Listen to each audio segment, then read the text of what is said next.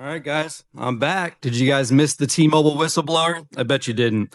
I spent 3.5 months in the Collin County jail because the state of Texas and Collin County said I weaponized free speech in the First Amendment. What a joke my corrupt trial was. They even changed out my constitutional judge from Collin County with a retired liberal judge from Dallas because that's how you weaponize the judiciary system to go after someone speaking up. Don't worry, I'm not here to talk about me and my story today. I'm here to talk about the Indian takeover in Frisco and H-1B fraud. I'm sure you all have seen the Somalian fraud in Minnesota, and a lot of people are starting to talk about Frisco being taken over by Indians and being the largest hub for H-1B employment in America. Over the last 20 years, Frisco's Indian population has exploded by 4,510%, from 2% of the population to 33% of the population. As a reminder from the last time I spoke in June and July, let me remind you of the mayor's donations. In 2021, 10% of donations above $1,000 were from people with Indian last names. In 2023, 55% of donations above $1,000 were from people with Indian last names. A 450% increase in donations above $1,000 from people with Indian last names. That seems like a red flag to me. Now, let me ask a few questions to the mayor and city council that I don't expect you guys to answer, but I'm going to ask them anyway. Mayor Cheney, for 2023, why were 4 of your top donors Indian people not living in Frisco or even Collin County and donating $5,000 to you?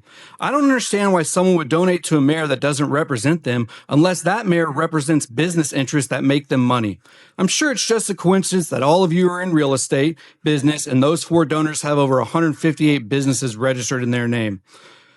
Bert, Frisco's first Indian city council member, I got a few questions for you too. Why did you use a consulting firm where the CEO was convicted of fraud? Why is one of your biggest donors an Indian in the North Texas real estate business that doesn't live in Frisco?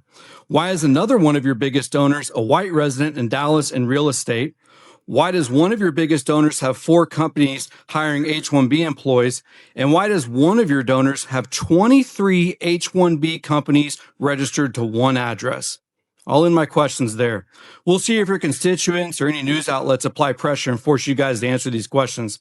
As a reminder, I started speaking at Frisco City Council in April 2025 to expose T-Mobile as a whistleblower because one of their headquarters is right here in Frisco, Texas, the one I worked out of. All of you should have helped me, but all of you have decided to support a corporation over your oath to the Texas and United States Constitution. And let's not forget in July of last year when you partnered with the PGA to have me criminally trespassed for exercising my First Amendment right. I posted the body cam footage to my YouTube if anyone wants to see what happened. I'm a 42-year-old lifelong Texan, and it's absolutely sad what's going on in Texas and the United States of America. Every elected official is bought and paid for, and the corruption goes deeper than people can imagine. If you're interested in my story or want to support me, check out my Substack website or find me on X, Instagram, or YouTube. It's hard to find me because I've been severely shadow banned. Make sure you spell my name correctly. MarkPalaciano.com. MarkPalaciano.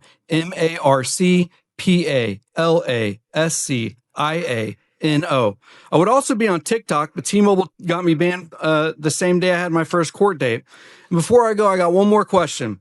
Did Frisco drop the charges for January 6th insurrectionist Jake Lang trespassing on Frisco ISD property? Frisco spent $50,000 on police overtime for his Protect White Americans protest that 15 people showed up to. And then he recorded himself breaking into the stadium where Carmelo Anthony stabbed Austin Metcalf. Frisco announced charges being filed, but I couldn't find anything in Collin County's court system. Have a wonderful night, and thank you for allowing me the opportunity to show Texans how corrupted the city of Frisco is. I'll see you guys February 3rd at the next meeting. Thank you.